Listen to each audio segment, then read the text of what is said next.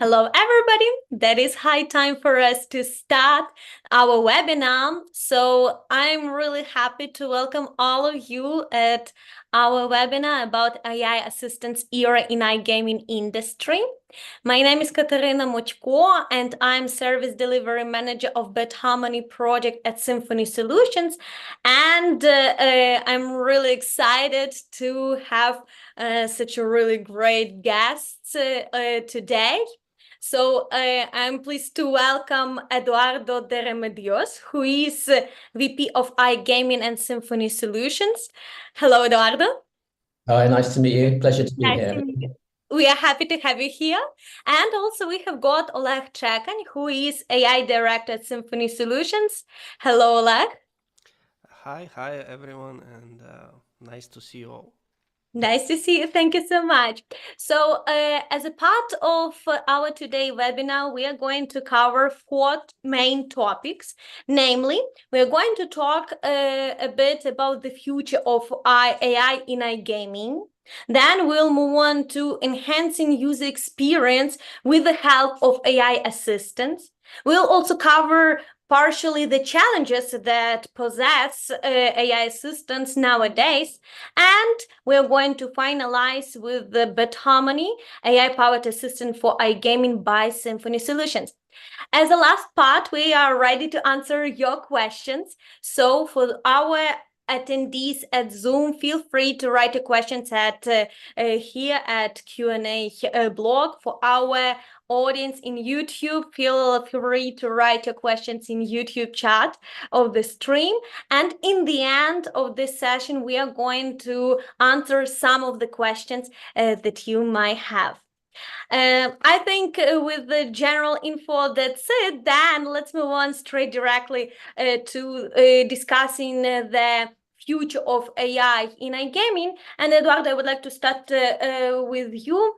Since you've got around 20 years of your experience in iGaming, and this is what is happening nowadays with all the AI is changing everything. What kind of changes do you see that AI is bringing to iGaming industry?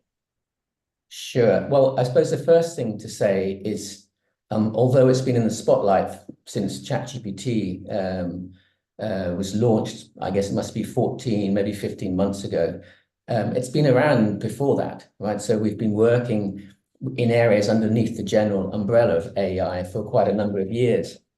But what has happened now is that the public awareness of it has increased dramatically. And so things are accelerating incredibly quickly. We are seeing both internally within organizations, even ourselves, but also the same things will happen on operators and platform providers, is it's changing the way that people work, right? So AI and AI-related tools are augmenting work. They're changing what people can do. And indeed, they're even changing the roles that people can play. And then I suppose on the other side of it, we're also looking at the challenges that business have. We're trying to keep up with that almost exponential curve. So the rate at which things are changing is enormous. And so there's a sort of sentiment amongst business leaders that I've spoken to, thinking about how do I keep up with this constant change? Every week it seems that there's new AI news. So how do we make sure that we're able to take advantage of that and transform our business and be agile at business so that we can deliver great experiences to our customers? So at a high level, I would say those are the kind of key things that have been going on. And change is constant, right? So whatever I talk about today, if you ask me in a year's time, there'll be different things. But I do like to say that it's also important to think about what does not change. And I was asked that question in a physical panel discussion a couple of weeks ago. And so don't lose sight of the fact that people, your customers, expect to have a good quality service, right? They expect to have great experiences. No one wants to pay more for a poor experience. So don't lose sight of those things. I think those are important as well. Whilst we talk about all of the new things, don't lose sight of the things that won't change. In terms of the second part, the current trends and capabilities, personalization and recommendations, again, they're not something new, but we're having more and more people inquiring about that. And in particular, I would say when we talk about predictive analytics, things like that, smart campaigns, some of these areas which were talked about a little bit in the past have become hot topics more recently.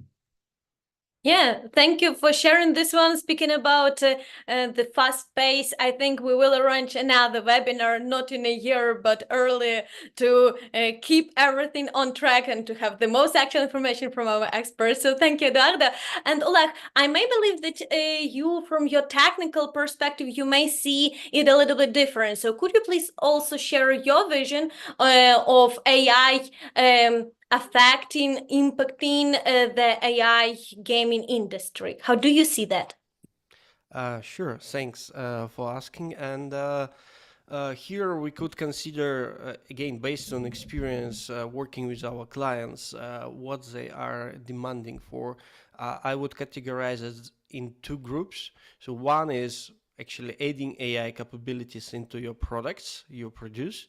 And that's especially can be visible on an operator or a platform provider end, where you are getting AI features embedded into the platform when live support can be done with help of AI assistants, when you can do personalized but driven on micro-segmented level, and you can also see much more dynamic content displayed, not only on the websites or mobile applications, but also in digital marketing. Much more, you will see much more new brands popping up, and it means new challenges. So if you used to run a single brand in one country, that's one story. But if you are transforming into multi-brand, multi-country, international environment, it introduces new challenges. Okay, now how can I now run multiple businesses using one platform, one solution?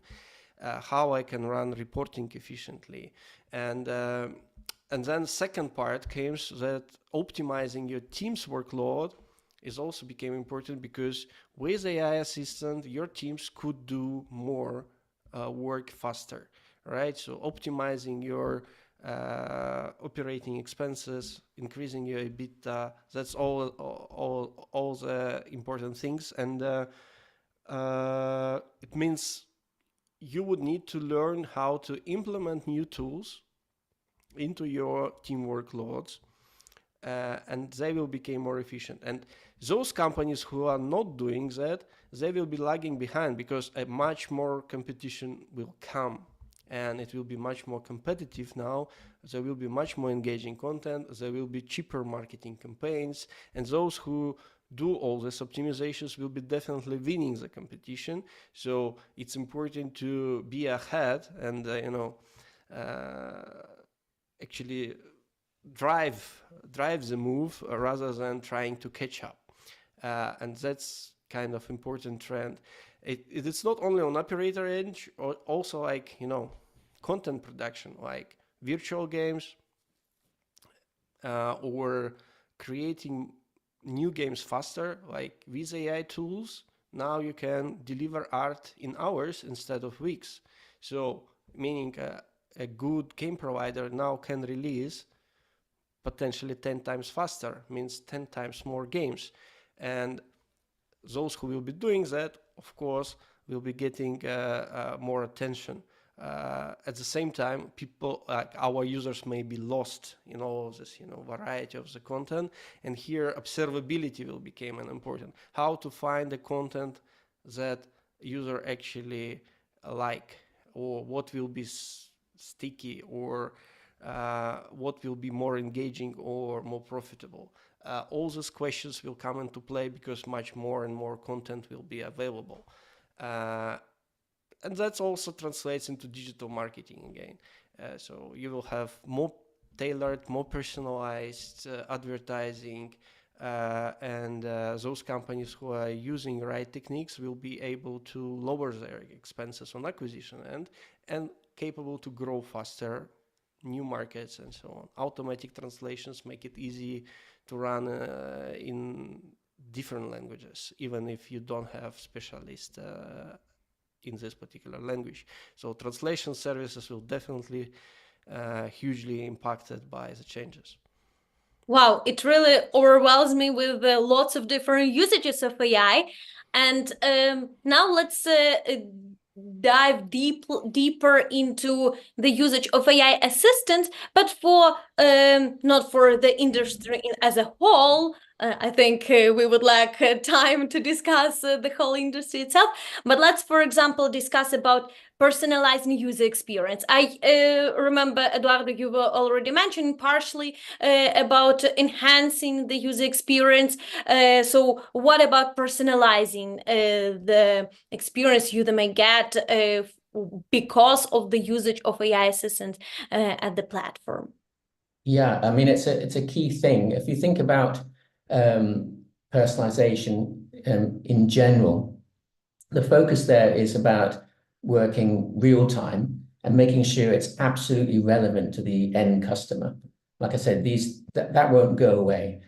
Thinking about how to make sure that your conversion rate is quicker, how you develop longer customer life or higher customer lifetime value. Those things are the things that a business needs to do. I'm talking about an operator.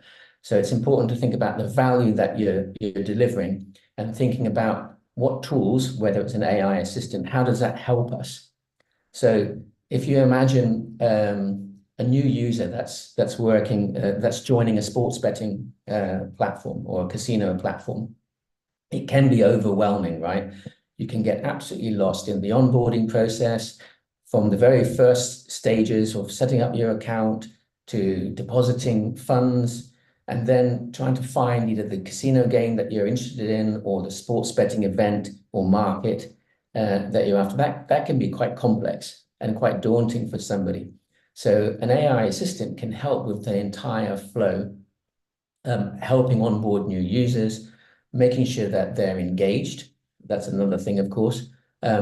And these AI assistants differ from the, let's call them more traditional chatbots, which really are designed just to answer a single particular question. They don't have any kind of context window that ChatGPT has, for example. So I think you'll see that together with behind the scenes tools, the AI assistants form a nice front-end layer that allows people just to engage naturally in a natural way, like you do with ChatGPT. Right? You have more of a conversation with it, asking somebody, how do I do this? How do I get through this particular flow of things that need to be done? And of course, they can also give you recommendations via the interface. So it might say, hey, I see that you're interested in Barcelona playing. There's a match next week if you're interested. So, you can really start using it almost as a channel in itself, an assistant there. So there's a lot that can be done, and we're probably just scratching the surface on what's possible. Yeah, definitely. And Oleg, what's possible on optimization of internal processes? You mentioned about the internal work, but what else? What other possibilities do you see for AI assistants on this field?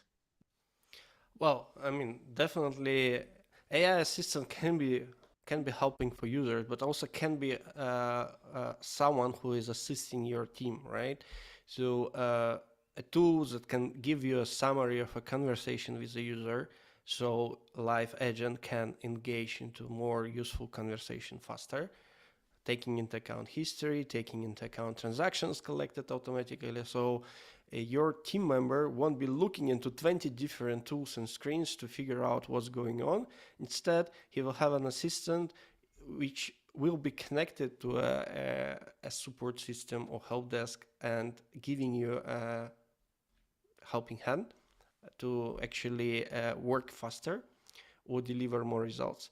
Other AI assistants could mean, again, talking about team optimization.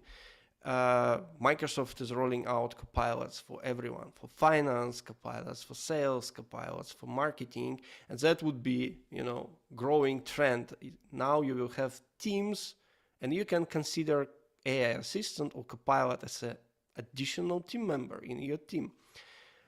What's important here, you can't replace everyone in a team with AI assistant. Well, there are attempts like that with autonomous agents, but it looks like too early at this stage. Maybe in a year or two, we will see that it may eventually become sort of production ready.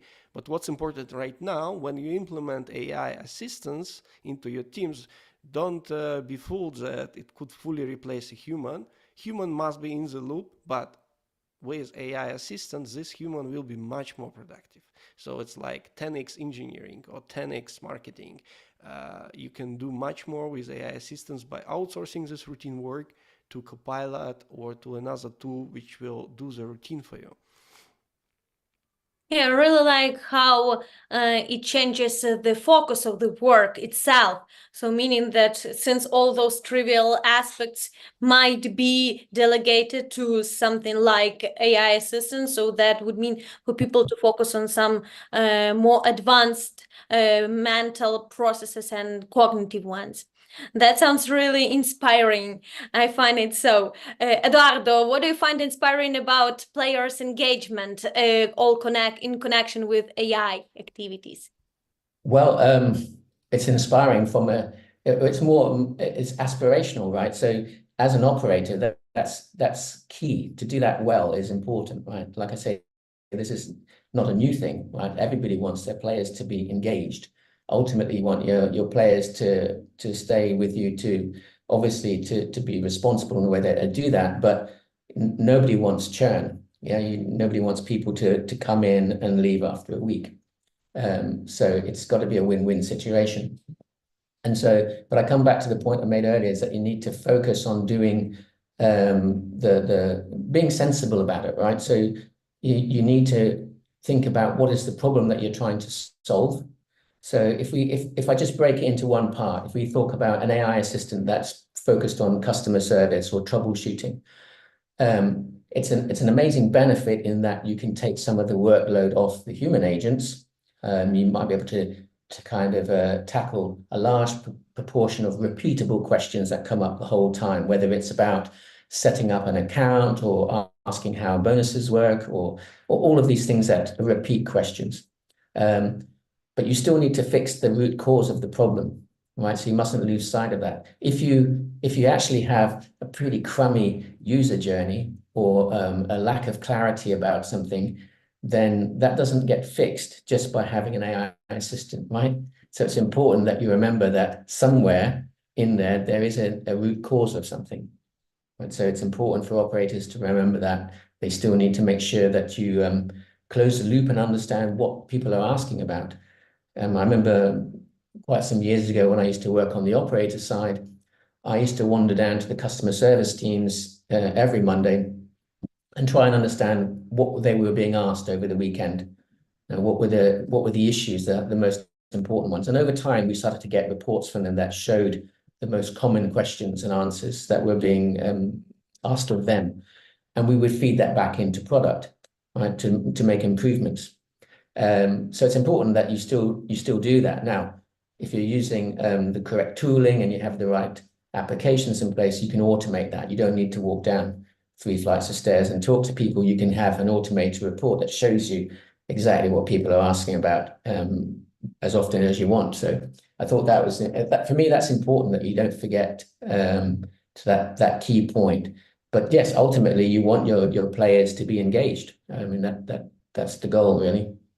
And as an addition to that, like now with advances in AI, especially with voice recognition and voice to text, it becomes possible actually to work through all the recordings you may have, for example, collected over the years and analyze. So transform them into transcripts, run some analytics, summarization, categorization, and figure out what are the trends, what are the issues, and so on, without heavy manual labor. Doing all the transcript and categorization, Now you can do it with help of AI tools much faster. And of course, it won't be perfect, but just bear in mind 80-20 rule. It will be 80% accurate, and it will give you very good insight on what's going on. And that's just one example what became possible. Do you see all of this as a revolutionary approach, for example, for customer service? Or I am a little bit too excited about it, and Well, for sure. I mean, sooner or later, like there are already tools, for example, giving you possibility to do real-time text to speech, speech to text with translation. So you can actually like speak in any language, even on video calls, which makes it slightly scary. But that's the possibilities. Well, it would definitely impact those kind of teams, but not only, like anything which is related to content generation, like CRM management became easier. You don't have to, like now you can create personalized campaign for each micro segment with personalized images, with personalized text in different languages at breeze. You don't have to actually going through endless cycles with designers, with translation, with compliance. You can prepare proper instructions and instruct AI to do all this hard labor, and you just do final reviews, and it go live much faster. Like you don't have to wait for weeks to prepare a campaign. Now you can do it like that. So it would be definitely changing lots of that. But not only that, but also like data analysis or reporting. Okay, we get used to building data warehouses or data lakes or business intelligence tools to make data-driven decisions, but you end up with endless dashboards. Maybe like you may have 20 dashboards. In order to make some analysis, you need to navigate in a different place, connected together. Again, you can ask agent to do so and come back to you with already prepared data entries, which will give you immediate ability to make a decision. So instead of waiting for it or collecting it from multiple reports or navigating different dashboards and trying to mix and match and reconcile, again, you can outsource this job to an AI agent, which will collect all of that for you. But final decision is still on human, which is great. Yeah, with all that said, I do realize how huge it is going, but with the consequences and with all the challenges it may bring, I think we may also need to be pretty aware of the one. So, Eduardo, for example, you started talking a little bit about personal engagement for the users. What kind of challenges, what kind of dangers can you come up with on that matter? I think there's a lot of challenges, obviously, but we have to remember as an organization, let's start with that. As an organization, AI without data is kind of nothing, right? So data foundations become even more critical. So if we think about the way that a large language model works, how it reshuffles all the information that has been fed, better data means better answers, right? And if you think about, let's call it a traditional, if you think about an operator, there is data in many different places, right? So data is over here, there's another bunch of data over there. And so it becomes even more important that you're able to access that data in a meaningful way. And of course, for if we talk about the large language models, they need to be trained, right? You have to keep updating it. So as things change, as you add more content, as you change policies, as privacy and regulation changes, then you need to reflect those changes so that the model understands that. So it's a constant. That's the important thing that we have to remember. Privacy and security concerns, they won't go away. I think, if we think about regulation, not just within iGaming, but in general within AI. If you think like last year was when everybody was talking about it, this year is when people are now trying to play catch up and start thinking about how does it fit into regulations? How do they need to adjust policies and things like that? So we'll see that happening quite a bit. It's already, I mean, it's in progress, right? So they're passing new frameworks and laws already in Europe. And I think all of the large regulators are already on the case. So they're already thinking, okay, what are the potential implications here? If we talk about, well, even if we talk about GDPR and things like that. So there's a lot of work that needs to be done there. The good thing, of course, is that it's not entirely new work. We've already spent as an industry an awful lot of time thinking about responsible gambling. So it's not like we're starting from scratch, but we need to think about how does all of these new emerging technologies and tools, how does that fit into it? Yeah, I hope that answers your Speaking question. on responsible gaming, since you just started about it, do you find it as a challenge as well, incorporating AI altogether into iGaming in aspect of responsible gaming? What kind of challenges do you see? If you're asking me that question, we haven't as such seen it as a challenge because we're following the standard set that the operator is using, right? So we're following the practices that they're already doing and making sure that we're compliant from the start of the solution design. So the challenge is a wider one, that we make sure that we remain compliant, right? If some new rules and new regulation comes out that needs changes in the software, then we need to make sure that it's built in a way that it's easy to make those changes, right? All right, thank you. Oleg, I think from your perspective as extremely technical professional, you might see also additional security concerns or some other limitations of using AI assistants. Right. It really depends on the tool set you're using. So definitely when you're choosing a vendor for an AI tool, you need to take care, depending again on the country you're operating. For European Union or for United Kingdom, obviously there are data protection acts or GDPR. You have to make sure that the solutions you're using in place are compliant, and you will have ability to deal with personal data leakages and so on, and you need to make sure that your vendors are providing a good level of security, good level of audit and due diligence in terms of technologies they're using. Because it's very easy to plug something in, but again, to do it right, to do it on the right level of security, making sure that you are not logging too much, at the same time you have possibility to figure out what's happening, is super important. Other than that, when you're implementing tools into your team workflow, there is another edge of it. So if it's a development team, again, there is intellectual property rights. You don't want to have your code or your secrets being exposed to some third party because it will appear in a training data set or it will be leaked away after some security incident. So you need to take care and make sure you're using reliable providers for AI tools you're using into your workflows. Like anything like customer support, again, if they're using AI tool, they're dealing with a lot of personal data there. And any data leakage would heavily damage your brand reputation, or it may expose user passwords or accounts and so on.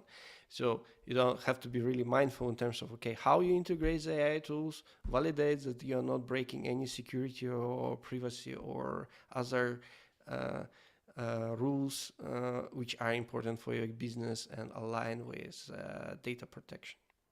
So do I understand you right, if to summarize what you have said, the successful AI assistant needs to possess the properties that are required for the operator, that follows the regulations and security standards, and including following some laws and some additional ethical aspects of responsible gaming and so on. Is that the right summary? What else would you add to successful AI assistant? Yeah, I mean, part of that I've already mentioned, like having human in the loop is super important because you don't want to have fully automated flow. Like we had enough stories of AI tools firing people from a company and then ruining brand reputation. We don't want similar to happen, right? And making sure that it's not fully AI driven, right? You need to keep the human touch and make sure that appropriate reviews or approval workflows are in place. For example, even implementing like something simpler as FAQ assistance. You may think, oh, let's just plug it, simple rack pipeline. It will fully handle everything. But no, you need still human to review the conversations. You need human to handle escalations.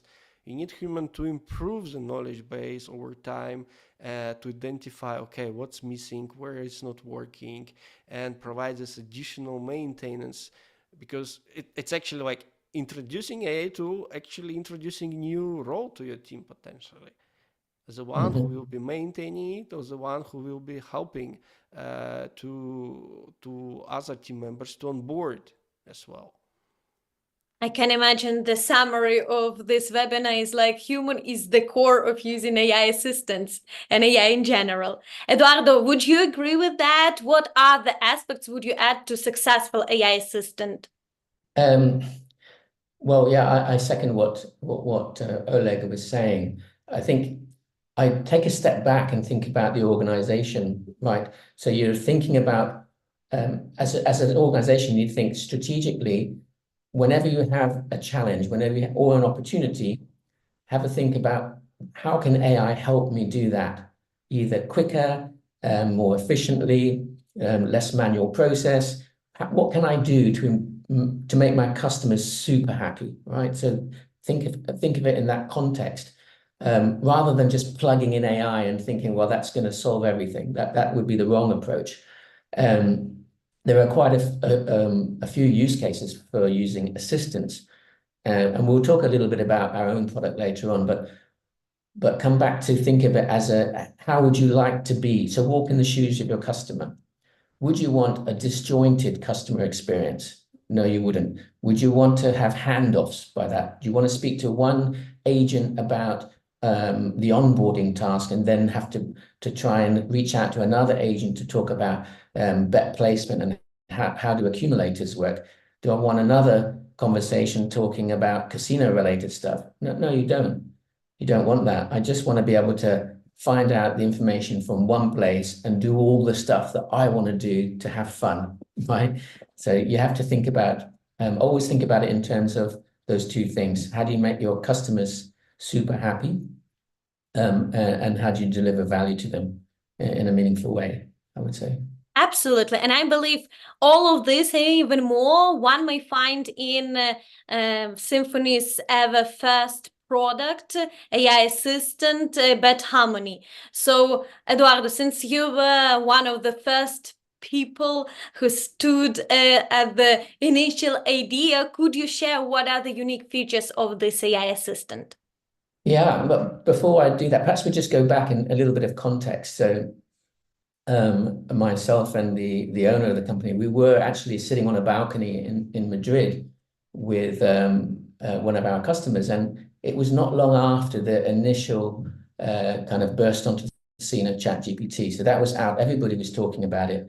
I think I'd been to one of the large trade shows. It might have been ICE, and everybody was talking to me about ChatGPT. Every other conversation. And we pretty much finished for the day. We had a whole bunch of other things that we were discussing. And we were on the balcony, we were kind of relaxing. We started talking about ChatGPT and how it was on everybody's lips.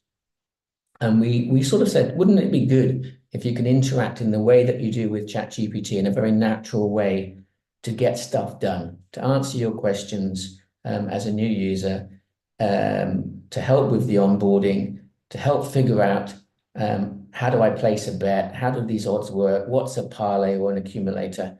And And it kind of started with that initial conversation. And we came back home and we spoke internally and said, how would we do that? What would we do? And how do we had a hunch that we're onto something. We thought this is indeed an opportunity here.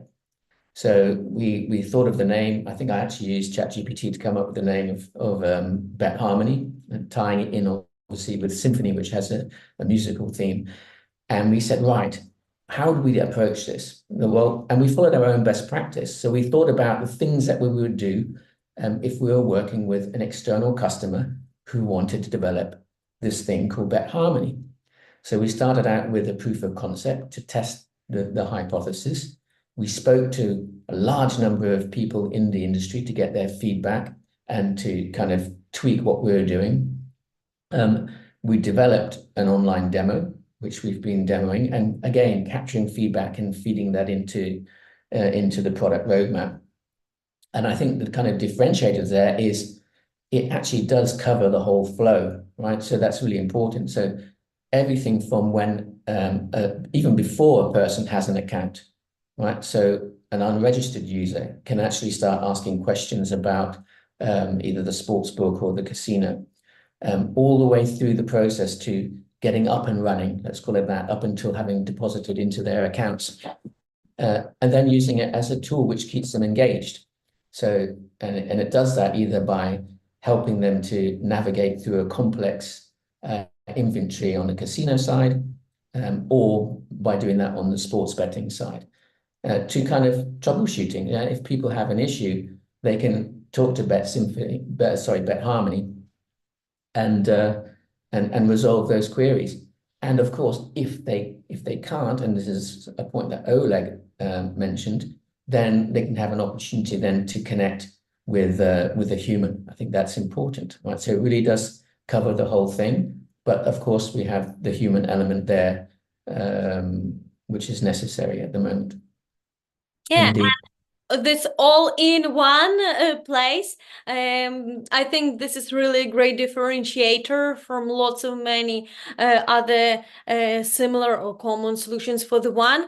So Oleg, what kind of unique features might you highlight of Bet Harmony? Well, as many LLM-based assistants, it is capable to do reasoning and understanding complex inquiries and potentially figuring out, among many things that user can ask in one message, what are the different actually topics user is trying to cover. Is he having issues with support, or is it something going on with his account, or user just want to have a fun, but he's not able to figure out what sort of game he wants to play, and he needs some assistance.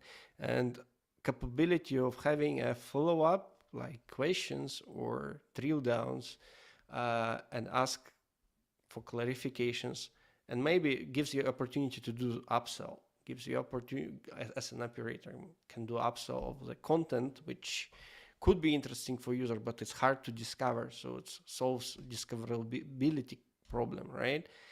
But also semantic understanding. User don't have to type exactly like letter by letter a title of your game. Just he can just tell some words which are relevant to a content you have, and it will have capability to find it semantically. So not just playing Egypt games, but maybe, okay, anything which has Africa is also related to it. So it can be clever. It can help you with upsell and ability to discover products, because if you open any website, you will see hundreds, thousands, sometimes tens of thousands of games. How much time it will take you to scroll to the bottom if you want to find something? Okay, of course, many websites have recently played or favorites and so on, but again, that won't help you with new games. Or still, there is limited screen state. You can actually put all this recent favorite, new, recommended, Again, it's already overwhelming for a small phone screen. So that's what it's capable to help, but also extending it to other channels, right? Not only web, not only mobile. You can think about integrating into GPT store. Then people who are using ChatGPT will be able to discover your product. Or you may think about integrating into other channels like WhatsApp or other messengers, which can make completely different, will enable you to do completely different acquisition and engagement marketing. Wow, that's pretty impressive. And according to what I've said, but you identified that operator may get some benefit because of the upselling and because of different platforms and engaging new users. The user themselves may benefit because of being understood on semantic level of the initial requirement, initial request. So, Eduardo, who else could benefit from bad harmony, and how? Well, obviously the operators or platform providers, right? Because both of them want to have to onboard customers and to have them engaged. So I would say both of those would benefit. It doesn't have to be within. We're talking obviously about iGaming, but it doesn't have to be within iGaming. Anything where you have an importance on having a good customer experience, where people have things that they need to get done, whether that's buying shoes online, where there is an awful lot of customer service inquiries, both pre-purchase, during the actual purchasing part of the flow, to after purchasing and support. And really any business that has that, certainly the customer service aspect of Bet Harmony would be appropriate. But I think it's really ideal for operators and platform providers, potentially for affiliates as well, right? If you're trying to inform people and allow people to make the most informed decisions, then an assistant there might be of interest as well, I would say. Yeah, I can only add, sorry, Katerina. Also, if you have existing life support service providers, they may also benefit as well, because again, optimizing their team workload and actually making their business much more scalable is also important edge on it. So you can expand your service team immediately to new markets without knowing even the language, or you can handle more customers because your team workload will be much more optimized in a way of handling meaningful conversations and reduce attrition actually of your team members, because they don't have to deal with boring routine tasks. Again, human first. That's a nice approach. So, since we are really close to Q&A session, and we are already there, so please write your questions here to Zoom or to YouTube chat, and we would be really happy to answer some of them. And I may already see that there is a question, pretty funny one, about bet harmony. So, if bet harmony could make a bet for itself, how much money do you think it would bet in euros? I don't know who would answer this question. Eduardo, would you? No idea. It's a good question. That's not within the scope of Bet Harmony, I'm afraid. Yeah, definitely. It's not the one.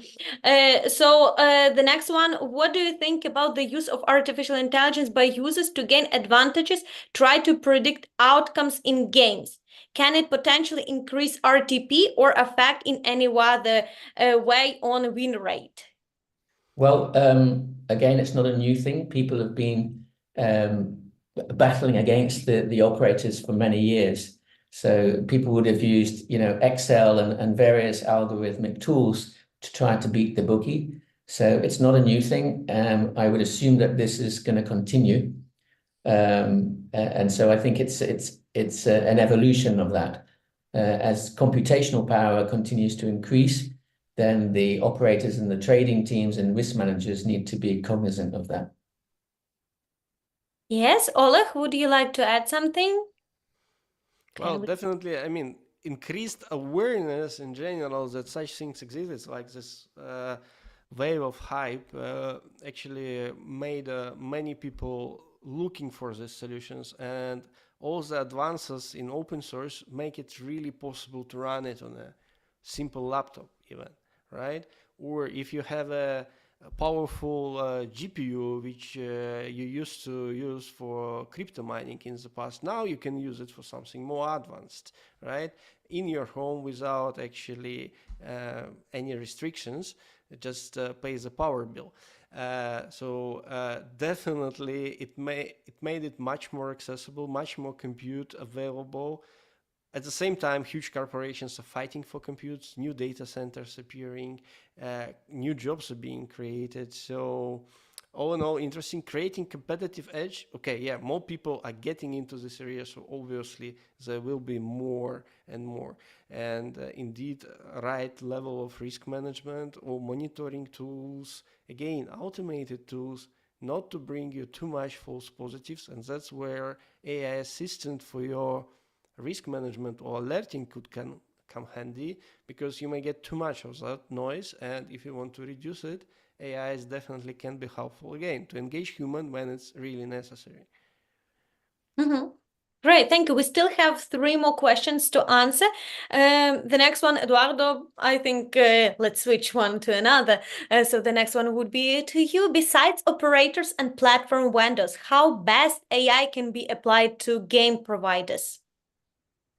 Oh, well, Oleg mentioned it earlier on about automation and speed, right? So it can help you speed up your workflow as a game provider or game designer, but also on the reporting and analytics side. So if you're trying to understand the performance metrics of your games within your portfolio, then AI can give you some insights there that might allow you to be more agile as a business, so commercially. If you can see that certain games are performing well in one area or with one type of operator, you might be able to suggest those to others. So there's a large number of things that you could do. I think data insights is one huge area where machine learning and AI broadly will be able to help them. There's probably others as well. Internally, as I say, broadly speaking, there's 2 ways. There's the internal stuff, which is about making sure that you're more efficient as an organization. So I would say every organization should be looking at what can they do to be more efficient in the way that they work. And then if it's a game development company, then they can apply that through the lens of their own business, I would say. Mm-hmm. Thank you for your answer. So Oleg, the next question is directly to you. Oleg, can you please tell more about the story when AI fired some people?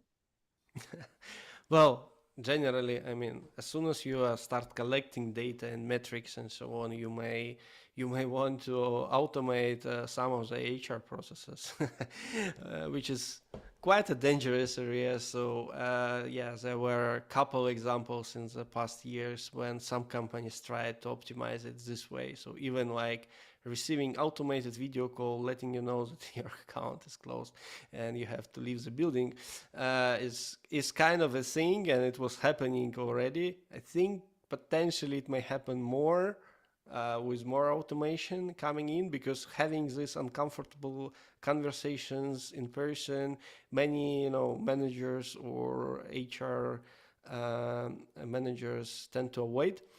Or CEOs, they may even kind of pretend they are crying.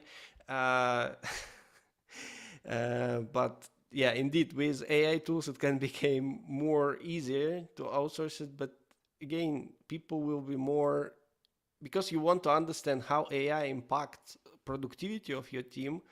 Many organizations will start to spend more time into measuring productivity, introducing those metrics, right, into the because before maybe they were relying just on the manager opinion. Now they will want to have data, because they want to compare, okay, is AI making it any better now? And having metrics, next step, obvious, okay, let's make some data-driven decisions, and next step, let's automate data-driven decisions. So it's definitely a dangerous area to enter. But yeah, there were a couple companies who tried to do so, but their brand reputation was heavily damaged by doing that without human, let's say, in the loop. Yeah, makes sense to have the result like this. And the last question we've got, will AI be helpful in slot game experience? If yes, can you please tell us how? Eduardo, probably to you, Oleg? Yeah, it depends. If it's helping a user find a relevant slot game, then absolutely. I mean, Bet Harmony already does that. So if you want to try and find something similar to something else, or find something within a huge nested inventory of slots, then certainly Bet Harmony can help you. So you can ask it questions, and it will then direct you to the appropriate slot game so that you can go and play it. So yes, it could do that. Or another is kind of potential personalization impacts, right? Okay, I mean, you may give your users ability to personalize symbols on your reels, and with help of AI, you can generate all the content, on the fly, including animations or sounds, or translate it to a user language, or use his favorite voices. So like degree of personalization, which could become fully automated, is definitely going out. Or like you can take it slightly more professional. You can build much more targeted games to micro segments, because game production is costly and time consuming. But now, okay, you may generate 10 variants for 10 different micro segments targeted to the age, targeted to the style, targeted to the country or gender, among all the 40 plus genders. You can do all of that now. Mm-hmm. Yeah, great. Thank you so much for your time. So if the people out of the audience are interested to find out other capabilities of Bet Harmony, you may book a demo, reserve a demo, ask for the one in Symphony Solution or to us directly, and we would be absolutely happy to tell you more and show you more. So Eduardo, Oleg, thank you so much for your time, for sharing your expertise, and thank you all the audience for being here with us for this hour or so. I wish you nice evening and nice emotions, and be aware of using AI. Have a nice day. Bye bye.